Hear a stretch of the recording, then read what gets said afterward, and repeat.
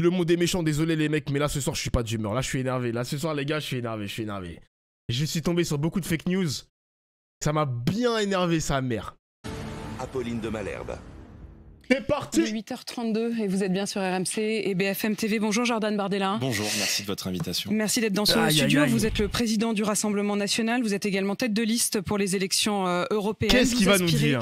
Aux plus hautes fonctions de l'État, vous, le parti RN, Marine Le Pen, et vous au pouvoir, que feriez-vous? On a ce bilan qui est encore provisoire, qui au moment où l'on se parle fait état de plus de 700 morts du côté israélien, 400 morts dans les frappes à Gaza. Quelle place une France RN aurait sur l'échiquier géopolitique? Quelle est la lecture d'abord que vous faites de ce qui s'est passé ce week-end?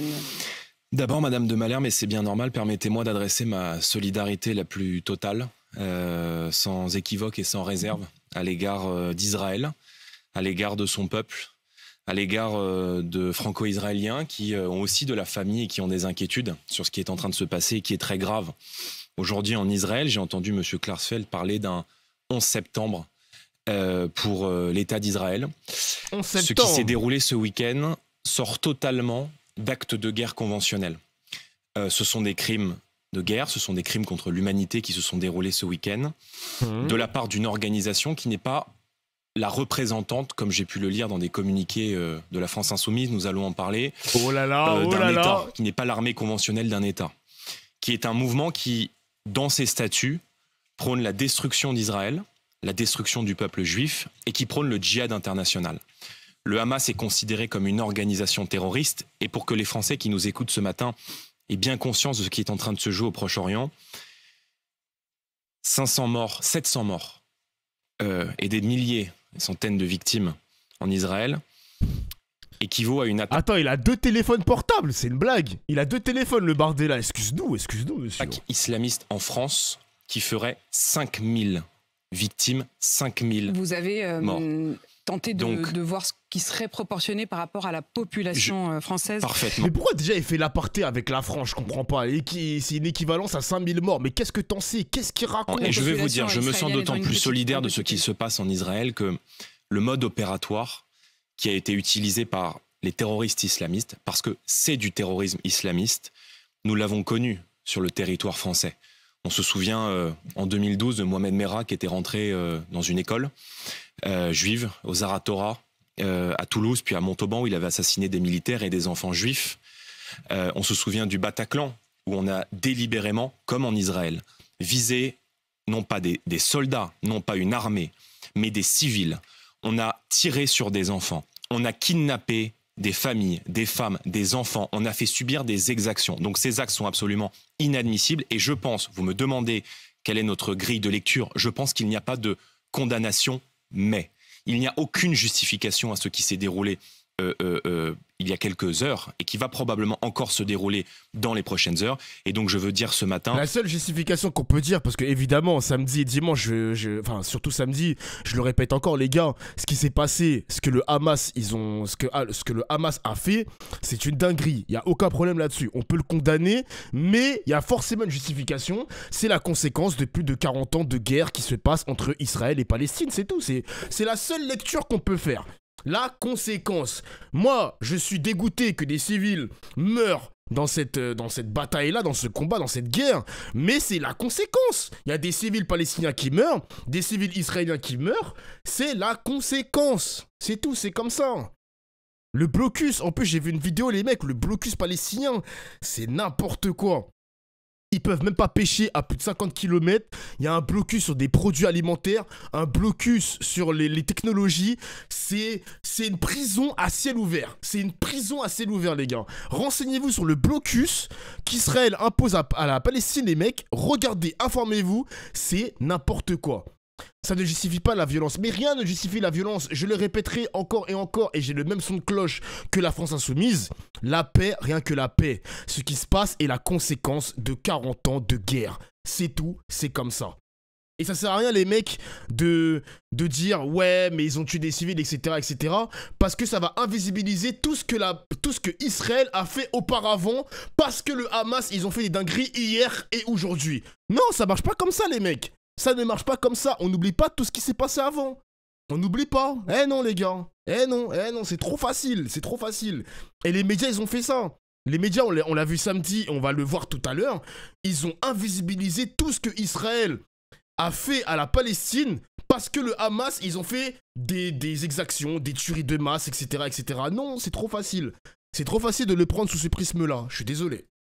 Au-delà du conflit israélo-palestinien, ma solidarité la plus totale à l'égard de cet acte terroriste d'une barbarie sans précédent. Et Jordan Bardella, on entend effectivement dans les mots que vous avez choisis, lorsque je vous pose cette question très ouverte, de votre lecture globale du conflit, vous choisissez aussi des mots et vous montrez votre distinction, et vous l'avez tout de suite mentionné avec LFI, on va y revenir, mais je voudrais qu'on reste d'abord sur ce qu'il se passe là-bas et sur la manière dont vous voyez la suite, y compris pour la France. Faut-il soutenir, aller jusqu'à envoyer éventuellement des armes, ce que les États-Unis, par exemple, envisagent? Jusqu'où irait le soutien d'une France RN pour ce qu'il se passe en Israël? D'abord, la condamnation, sans la moindre réserve, ce qui me semble être déjà la moindre des choses. Deuxièmement, si la France peut apporter une aide humanitaire, je pense que la France peut l'envisager.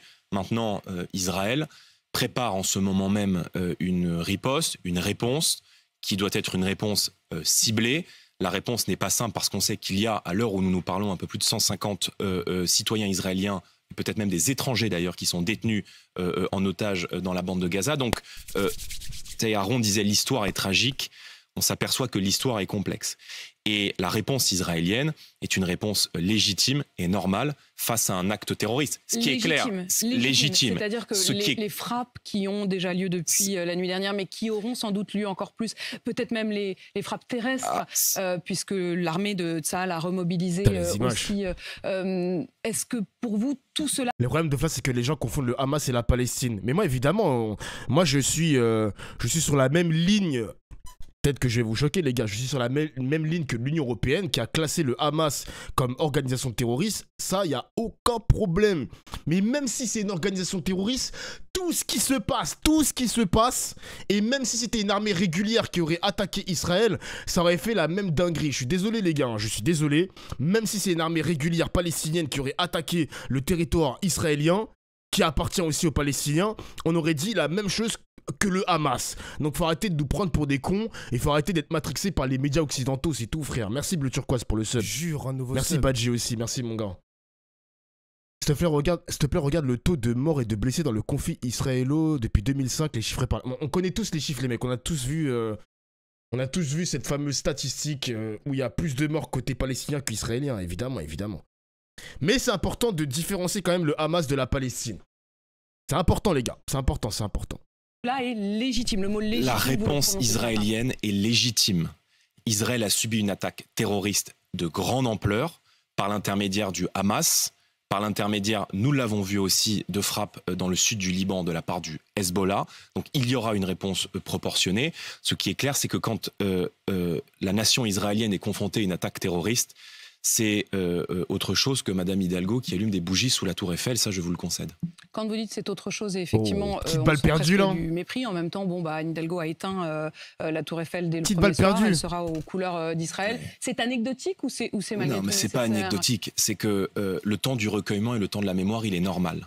Mais moi, ce que je crains, vous m'interrogez comme responsable politique français, c'est l'importation sur notre sol de cette idéologie qui est en train de s'installer aujourd'hui partout dans notre territoire. Et au-delà de la réaction, encore une fois, de la gauche sur laquelle nous allons revenire, il s'agit des mêmes combatants, c'est-à-dire que ceux qui ont combattu et qui se sont infiltrés dans Israël dans la nuit de vendredi à samedi, pour vous, ce sont les mêmes que les radicalisés islamistes qui ont pu commettre des attentats sur le sol français. Il y a dans les statuts du Hamas... le djihad international, qui est prôné par cette organisation, qui, je le rappelle, est considérée comme terroriste par l'Union européenne. Il y a sur notre sol, madame, et je le dis de la manière la plus claire qui soit et la plus lucide, des centaines, des milliers, des dizaines de milliers de personnes qui, sur le sol français, sont des compagnons de route et des sympathisants de l'idéologie du Hamas, de l'idéologie islamiste et de l'idéologie des frères musulmans. Et permettez-moi maintenant de mettre les deux pieds dans le plat. Je suis accablé ce matin de voir que la condamnation du terrorisme islamiste ne fait plus l'unanimité dans la société française et qu'elle ne fait plus l'unanimité chez certains partis politiques. Vous l'avez vu. Aïe, aïe, aïe, aïe, aïe, aïe, aïe, aïe. Les gars, je crois qu'il y aura une dissolution du NPA. Hein. J'ai vu un communiqué. Darmanin, il va se pencher là-dessus. Il veut dissoudre des groupes politiques. Je sais pas ce qui s'est passé là, mais ça va péter les mecs. Hein. Ça va péter sa mère. Ça a été dit, ça a été commenté. Le communiqué de la France Insoumise. Écoutez. Qui non seulement refuse de condamner les actes terroristes qui ont fait des dizaines de victimes, des enfants, des femmes, des civils, qui parlent du Hamas comme étant une force armée palestinienne, alors qu'on parle là d'un groupe terroriste qui est reconnu comme organisation terroriste par l'Union européenne, c'est non seulement indigne, un palier a été franchi, et je veux dire par là qu'en cautionnant de tels agissements, la France Insoumise se fait depuis bien longtemps dans notre société la caution morale du terrorisme islamiste. Et ça n'a pas, madame, ça n'a pas commencé aujourd'hui. Je me rappelle déjà, souvenez-vous, en 2015, Madame Obono, qui sur son blog refusait de soutenir Charlie Hebdo à la suite de l'attentat terroriste qui avait visé Charlie au mois de janvier. Souvenez-vous de Madame Garrido, qui nous avait parlé de réconciliation possible un jour avec les terroristes du Bataclan. Regardez les tweets de Monsieur Mélenchon. Ouais, bon, réconciliation avec les terroristes du Bataclan, ok, Raquel Garrido, elle a abusé. Ok, là, elle a abusé, Raquel Garrido. Mais le délire de je ne suis pas Charlie, bah, tu peux ne pas être Charlie, quel est le problème? Genre, y a pas de souci, quoi, quel est le problème? Mais bon, Raquel Garrido, attention à toi, on va t'attraper ta grande tête, là, ta tête, PC. Et de messieurs Boyard, qui n'ont aucun mot de condamnation pour des exactions qui sont commises contre... Attends, il a dit quoi? Messieurs Boyard, qui n'ont aucun mot de condamnation pour des exactions qui sont commises contre des populations civiles. Souvenez-vous, madame, de la France Insoumise qui marchait il y a quelques mois encore dans cette marche de la honte en novembre 2020 avec les islamistes du CCIF. Contre ce qu'ils appellent l'islamophobie. Bien sûr, où on a hurlé Allah Akbar à 100 mètres du Bataclan, organisation qui depuis a été dissoute par le ministère de l'Intérieur. Jordan Bardella, on fait quoi maintenant? C'est-à-dire est-ce que vous dites c'est un combat politique, c'est un débat politique? Est-ce que vous dites, comme certains, le maire de Reims dit, il faut lever l'immunité parlementaire de quelqu'un comme Louis Boyard pour pouvoir carrément aller sur un terrain juridique et condamner une forme de complicité? Je pense qu'il faut protéger. Attends, mais à quoi? Attends, mais c'est considéré comme de l'antisémitisme. J'ai vu que la LICRA a tweeté sur Mélenchon tout à l'heure. Mais attends, on est vraiment sur le terrain judiciaire là, je comprends pas. Le tweet, on l'a lu samedi. On a lu le tweet samedi. Le tweet me choque même pas. Et c'est considéré comme antisémite. Donc je suis indirectement antisémite moi aussi. Non, c'est une dinguerie quand même. Je fais aussi l'apologie du terrorisme. Non, c'est une dinguerie. Quand même. Le tweet, il demande juste la paix. Ils disent même pas le mot Hamas. Attends, il est où le tweet de Mélenchon? Attends, comment ça c'est considéré comme antisémite? Tweet de Mélenchon... Je vous l'affiche les mecs, je vous l'affiche. Ok. Toute la violence déchaînée contre Israël et à Gaza ne prouve qu'une chose, la violence ne produit et ne reproduit qu'elle-même. Horrifiés, nos pensées et notre compassion vont à toute la population désemparée, les populations désemparées, victimes de tout cela. Le cessez-le-feu doit s'imposer, la France doit y travailler de toutes ses forces politiques et diplomatiques. Les peuples palestiniens et israéliens doivent pouvoir vivre côte à côte en paix et en sécurité. La solution existe, celle de 2 États, avec justement la résolution de 48-47, je crois, de l'ONU, qui n'est pas respectée par Israël. Où est l'antisémitisme dans ce tweet? Je comprends pas. Merci Kaka pour le sub. Kaka? What the fuck? Merci Kaka pour le sub. Jure, un nouveau sub. Y'a rien dans le tweet. Et c'est ce tweet-là qui a été repris, les mecs, hein. Ce tweet-là qui a été repris, hein. Mais c'était ouf. Mais c'était ouf quand même. Putain. Protéger le peuple français de toute résurgence de cette idéologie, soit par ses tenants et ses militants, nous en avons parlé, soit par ses soutiens, comme c'est le cas de la France insoumise. La question qu'on doit se poser avant d'agir, c'est qui défend aujourd'hui le terrorisme? Qui soutient ces actes aujourd'hui dans notre société? Il y a des mouvements politiques qui les soutiennent. On a vu le communiqué du NPA qui fait, par cette occasion, de l'apologie de terrorisme et des... J'ai pas vu le communiqué du NPA, excusez-moi les gars, merci pour le sub, mon frère. J'ai pas vu le communiqué du NPA, ils ont dit quoi? Ils ont fait un truc à 3 heures? Mais attends, il est où le truc initial? Ou peut-être que Bardella est pas... Non, ça c'était il y a 3 heures. Le NPA accusé d'apologie du terrorisme après un communiqué pro-palestinien. C'est quoi le communiqué, putain? 7 octobre, ok, c'est celui-là. Depuis ce matin, une vague offensive a été lancée depuis Gaza par le Hamas en territoire israélien. Entre parenthèses. Oh putain, d'accord, ok. Parenthèse. Il s'agit d'une offensive sans précédent qui a pris de court la direction militaire israélienne. Ok. Ah, c'est un thread. En plus des roquettes tirées sur plusieurs postes militaires, certaines colonies autour de Gaza ont été acquises aux résistantes. Gaza est sous blocus depuis 15 ans et connaît depuis une situation humanitaire dramatique, cela sans compter les humiliations, les morts et les bombardements.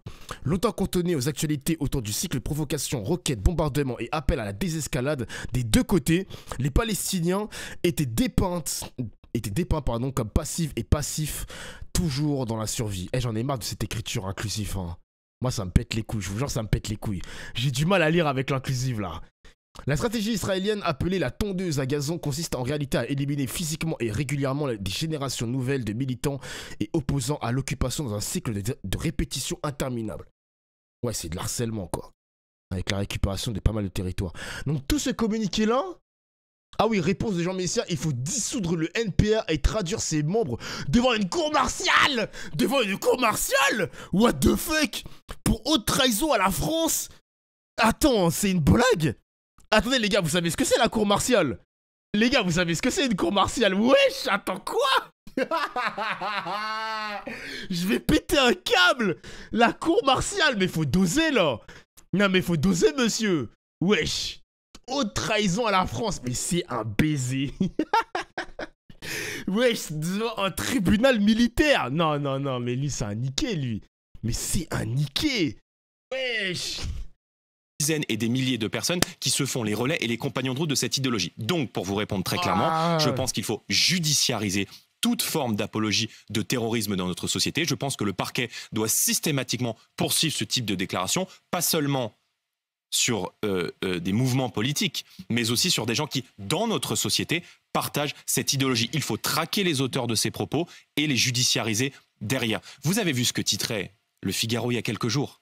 La menace islamiste continue de planer sur notre société. Donc, c'est en ce moment même dit d'ailleurs Gérald Darmanin, et M. Lerner, le patron des services secrets français, qui dit régulièrement devoir tenter de débusquer effectivement ces menaces. Oui, mais Jordan une fois qu'on Bardella, les a débusqués, on fait quoi, madame? Justement, je vous pose la question D'abord, à vous. Merci Lawis pour le jure. Deuxièmement, Lawis Hamilton. on mène une guerre contre le fondamentalisme islamiste, précisément parce que le fondamentalisme islamiste dans notre société, contre l'Occident, en France, en Israël, comme partout aujourd'hui en Europe, nous a déclaré une guerre. Il y a 4000, soyons très concrets, il y a 4500 individus fichés S pour radicalisation qui sont étrangers sur le sol français. Il faut les expulser. Expulser de potentielles bombes humaines, c'est protéger le peuple français. Et croyez-moi, lorsque nous serons au pouvoir, je n'aurai pas la main qui tremble. Deuxièmement, madame, il faut dissoudre aujourd'hui toutes les organisations dans notre société, organisations islamistes, celles qui ont notamment refusé de signer la charte de la laïcité et qui bénéficient d'une impunité aujourd'hui administrative. Avait demandé la dissolution d'un groupe en France qui soutient la Fosse aux Lions, qui sont des combattants pro-palestiniens, qui ont tenté d'organiser une manifestation aujourd'hui à Lyon, qui est une manifestation qui a été interdite. Pour autant, cette dissolution a été cassée par le Conseil d'État. Vous avez raison. Il faut faire évoluer notre droit et c'est la raison pour laquelle nous avions proposé, sous le quinquennat précédent, Marine Le Pen l'avait porté durant la campagne présidentielle, une loi à faire voter par l'Assemblée nationale qui est rédigée contre toutes les manifestations politiques, administratives, militantes de l'idéologie islamiste dans notre société. Il n'en reste pas moins qu'il y a des associations aujourd'hui. On se souvient des miligorus turcs. Vous avez vu le soutien de M. Erdogan et de la présidence turque à l'action du Hamas contre Israël. Cette organisation qui agit aujourd'hui partout en banlieue. Ça dit quoi la relation entre la Turquie et l'Israël, les mecs? Je sais pas s'il y a des Turcs dans mon chat, mais ils s'apprécient ou pas, hein? Parce que je sais maintenant, Israël, ils aiment bien, ils ont des alliés du Moyen-Orient, comme par exemple, je crois, l'Arabie Saoudite ou les Émirats Arabes Unis, mais ils s'aiment pas trop la Turquie et Israël? Jamais? Non? Ok. Il y a le Maroc aussi, le Maroc qui... bon, je dis pas les Marocains soutiennent Israël, mais le gouvernement marocain soutient Israël. Je pense que c'est mieux de le dire ainsi, quoi. C'est mieux de le dire ainsi, pardon. et en France, le miligo russe a refusé de signer la charte de la laïcité. Elle doit être Et le dissoute. Qatar. Glisse pas, Dofla, c'est quoi ton problème? Qu'est-ce qu'il y a? J'ai dit qu'aujourd'hui je suis de mauvaise humeur. Je suis de mauvaise humeur. C'est quoi ton problème? C'est quoi? Vas-y, dis-moi, c'est quoi ton problème? C'est quoi? Qu'est-ce qui se passe? Dofla, je t'aime, c'est bien, petit suceur. Calme-toi, ça va bien se passer. C'est un ouf, lui. PC, toi. Va te PC, toi. C'est Et vrai. le Qatar, Jordan Bardella, Mais- quand on voit que le Qatar verse jusqu'à environ 30 millions par mois à la bande de Gaza, alors officiellement c'est pour aider la population, mais ça passe évidemment par le Hamas qui dirige la bande de Gaza. Est-ce que le Qatar, qui est extrêmement présent en France, doit être Mais- exclu de tous les investissements? Par exemple, est-ce qu'il faut aller jusqu'à ce genre d'action diplomatique? Madame, depuis 2011, le Front National, avant le Rassemblement National, dénonce l'influence croissante du Qatar dans notre société en exigeant un renforcement des contrôles et notamment des financements qui sont délivrés par un certain nombre de pétromonarchies dans les banlieues françaises. Je vous rappelle qu'il y a des dirigeants Pétromonarchies. du Front National qui, à l'époque, avaient été poursuivis par le Qatar. C'est aussi vrai d'ailleurs avec l'Iran, on le sait, et vous avez raison de le rappeler. Le Qatar comme l'Iran sont à l'origine, en tout cas financièrement parlant, bien plus qu'idéologiquement, de ce qui est en train de se passer aujourd'hui, parce qu'ils ont financé en grande partie le matériel de guerre qu'utilisent les terroristes du Hamas Jordan Bardella, pour abattre des civils. quand je vous écoute et vous avez prononcé le nom de votre parti, le Front National, de votre parti avant qu'il ne devienne le Rassemblement National, depuis le début de cette interview, je suis frappée par le soutien inconditionnel que vous faites au peuple d'Israël et vous Oula, attention, on est sur une chaîne... On est chez BFM TV, Apolline. Qu'est-ce que tu vas dire là? Oula, ton patron est juif. Attention. vous dites également aux Juifs Oula. en France. Vous faites mention de Mohamed Merah, des victimes en France du terrorisme islamiste. Et j'essaye de me mettre à la place de Français de confession juive qui vous écoutent aujourd'hui, qui se disent: il nous soutient, il nous comprend aujourd'hui, il est à 100% à nos côtés, et qui en même temps savent que vous êtes à la tête du RN, qui était avant le FN, Fausse qui est alerte. le FN des fournées de Bah, y a l'histoire, rien, du y a rien. détail de l'histoire. Fausse alerte, les gars, fausse Est-ce alerte. que vous vous rendez compte du cas de conscience que vous devez leur poser? Madame, Elle vous me parle parlez beaucoup, hein. d'une période, non seulement que je n'ai pas connue, mais en plus que je n'ai pas connue parce que je n'étais pas né. Donc vous avez devant vous, effectivement, le président du Rassemblement National qui défend tous les Français, quelle que soit leur origine, quelle que soit leur religion, face à l'idéologie islamiste. Il y a eu dans les attentats que nous avons connus en France des C'est victimes l'ennemi qui commun, étaient en des quelque sorte, victimes qui étaient vous rend, chrétiennes, philosémite. catholiques, musulmanes et de confession juive. Et moi, je défends tous les Français sans aucune autre distinction que celle de l'appartenance à la communauté nationale. Le Rassemblement national est, je le crois aujourd'hui, pour beaucoup de Français de confession juive, un bouclier face à l'idéologie islamiste. Et croyez-moi, il y a beaucoup de Français de confession juive qui comprennent parfaitement le sens de mon message, qui aiment éperdument la France, qui aujourd'hui... Mais ça, la discussion, elle tourne beaucoup autour de la religion. Mais les mecs, on est d'accord que la guerre qui se passe en Palestine, Israël, ça n'a rien à voir avec la religion, là. C'est pas une guerre des religions, là. C'est plus une guerre territoriale. Ça n'a rien à voir avec la religion, frère. Je comprends pas. Aucun rapport, là. Il y avait un excellent tweet de Wissam, que je salue d'ailleurs, qui a justement dit à peu près la même chose, que ce n'est absolument pas une guerre de religion. Ce n'est pas une guerre de religion, mais une guerre territoriale. C'est pas pareil. Tout est mélangé. sont en train de quitter les quartiers dans lesquels moi j'ai grandi. Vous voyez, moi j'ai grandi en Seine-Saint-Denis et je peux vous dire qu'il y a voilà, beaucoup de Français de confession classique. juive qui ont quitté ce département Classique. précisément parce qu'ils ne s'y sentaient plus en sécurité et que porter la kippa aujourd'hui dans une ville de Seine-Saint-Denis, c'est vécu par beaucoup de militants. Les deux sont liés. Non mais les mecs, quand vous voyez, je vous répète encore une fois les gars, l'année dernière, il y a quelques mois qu'on a vu le fameux reportage des juifs extrémistes, enfin c'est pas les sionistes, on va dire les sionistes extrémistes qu'on a vu sur complément d'enquête je crois, qui volaient des territoires palestiniens, genre ça volait petit à petit. Les Palestiniens se sont dit, wesh, on est des salopes, nous. On est des salopes, on sait prendre des bouts de territoire encore et encore jusqu'à ce qu'on recule de plus en plus vers la bande de Gaza. Et vous pensez que là, tout de suite, ce qui se passe, c'est une guerre de religion. Mais vous êtes fous, quoi, les gars. Mais vous êtes fous. Jure, un nouveau sub. Merci Couscous pour le sub. Ils veulent juste se faire respecter. Et le monde entier ferme les yeux sur ce que fait Israël sur les territoires palestiniens. Les vols de maisons, l'agriculture, le vol de bétail, le commerce, le blocus, etc. Le Hamas décide d'agir.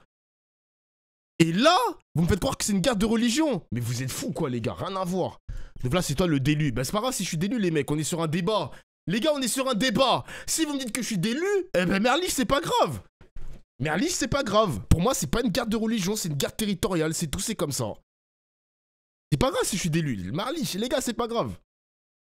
Islamiste comme un affront qui vaut à ceux qui la portent des menaces de mort. Donc, nous avons un ennemi aujourd'hui qui est l'idéologie islamiste, qui est le fondamentalisme islamiste, qui a tué plusieurs centaines de Français sur notre sol en Europe et qui tue aussi au Proche et au Moyen-Orient. Et cet ennemi, nous devons le combattre de toutes nos forces. Et pour cela, il faut que le pays... Je soutiens le Hamas, je le répète encore une 40e fois, je ne soutiens pas le Hamas. Voilà. C'est bon ou pas ? Unis. Et moi, je crois dans l'unité de notre pays face à la menace terroriste, parce que pour vaincre l'idéologie islamiste, nous aurons besoin que tous les Français se rassemblent, soient unis et soient aux côtés d'un État fort, ferme et autoritaire. Vous avez dit que la menace terroriste était élevée en France. Est-ce que vous avez des relais parmi les renseignements français qui vous disent ou qui soulèvent votre inquiétude en particulier aujourd'hui? Oui, nous en avons. Mais ces alertes sont publiques. Permettez-moi d'évoquer devant vous cette interview qui est passée d'ailleurs un peu sous les radars de M. Lerner, le patron des services secrets français. Quelle opportunité pour le RN d'Ofla, les musulmans sont mauvais. Comment ça, les musulmans sont mauvais? Attends, est-ce que tu peux argumenter s'il te plaît ou pas? Celle-là, ça va juste m'énerver. Est-ce que tu peux me dire le fond de ta pensée ou pas? J'ai besoin de savoir. Perma direct. Non, attendez les gars, peut-être qu'il va exprimer, le fond de sa pensée. 2 secondes les gars, 2 secondes. Quelle opportunité pour le RN d'Ofla, les musulmans sont mauvais. En mode les musulmans français sont mauvais dans quel sens? Je comprends pas.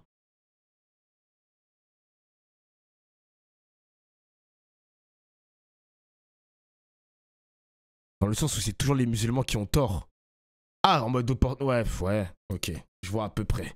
C'est difficile à expliquer ce que tu dis, mais... Il s'est mal exprimé. Je pense qu'il s'est mal exprimé. Je vois à peu près ce qu'il veut dire. En gros, tout ce qui se passe... Mais les mecs, franchement, cet arc-là, les gars, je l'ai dit pendant les grandes vacances, l'arc émeute, c'est du pain béni pour le RN. Là, l'arc Israël et Palestine, c'est du pain béni pour le RN, les mecs. Hein. C'est du pain béni. Hein. J'ai vu la vidéo de Zemmour, face caméra 1080p 4K. Ouais, ce qui se passe en Israël, c'est le futur de la France, nanani, nanana, je sais pas quoi.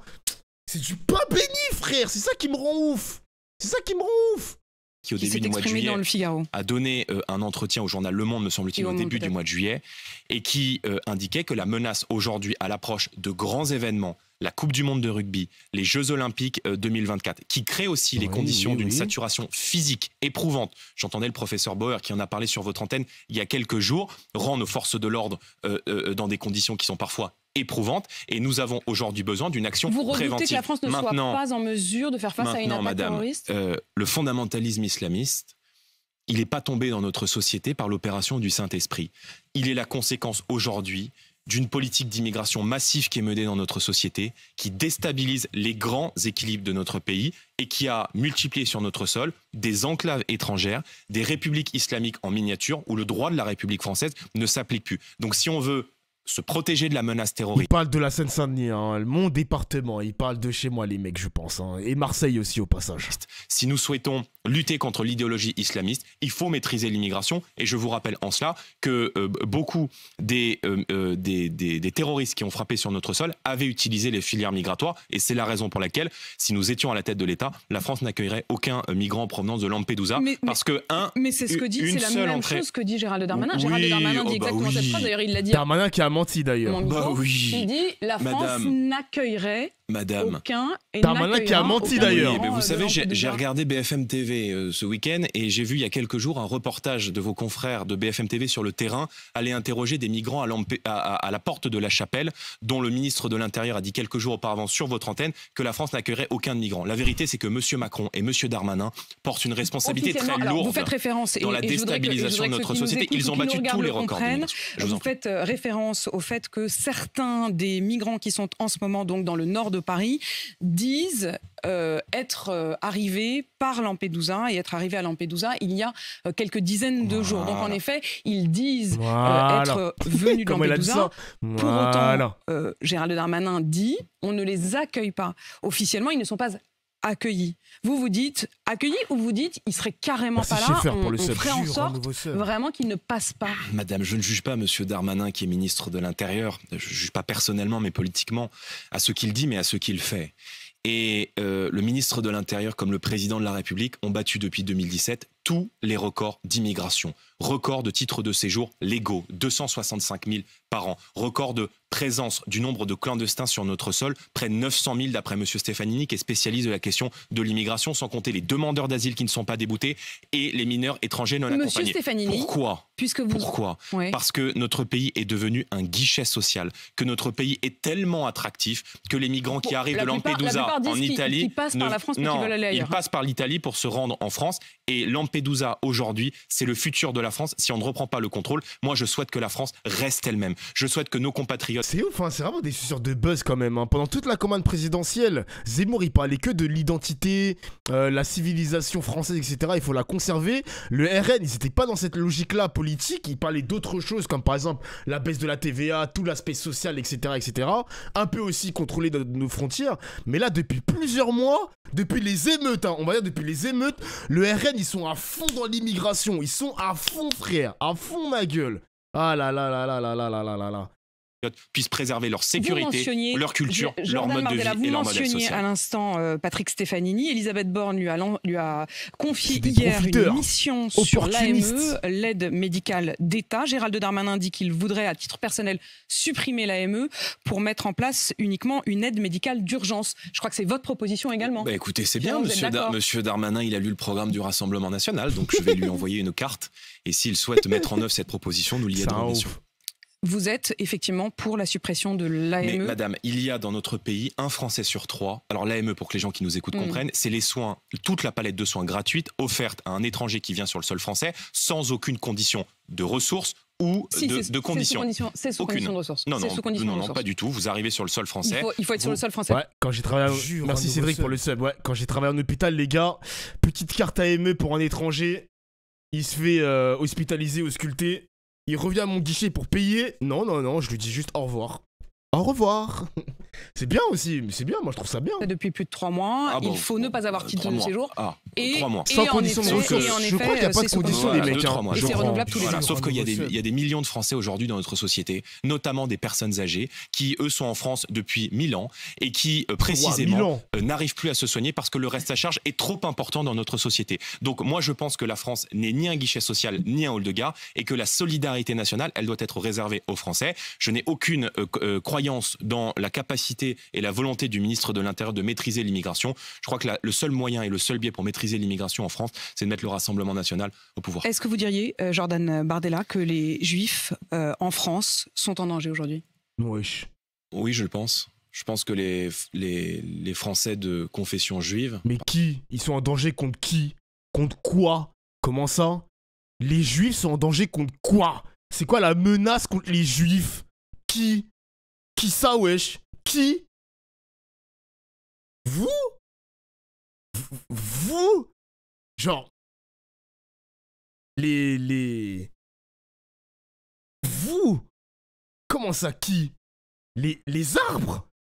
Les arbres versus les Juifs ? Non, je peux pas, ouais, je peux pas le concevoir. Non, je peux pas le concevoir. Non, quand même. Parce que je les considère d'abord et avant tout comme des Français, font face comme des millions de Français et craignent comme des millions de Français la recrudescence d'une idéologie, d'un islam politique qui n'est pas seulement une manifestation religieuse ou cultuelle, mais qui installe dans notre société ses lois, ses modes de vie, ses mœurs, son art de vivre, sa contestation de l'esprit de liberté qui est celui de notre pays, de la République française. Moi, je ne l'accepte pas. Je souhaite que la République française puisse rester la République française et que la France puisse rester la France. Jordan Bardella, président du Rassemblement national, tête de liste aux élections européennes. Merci d'avoir répondu à mes Merci. questions.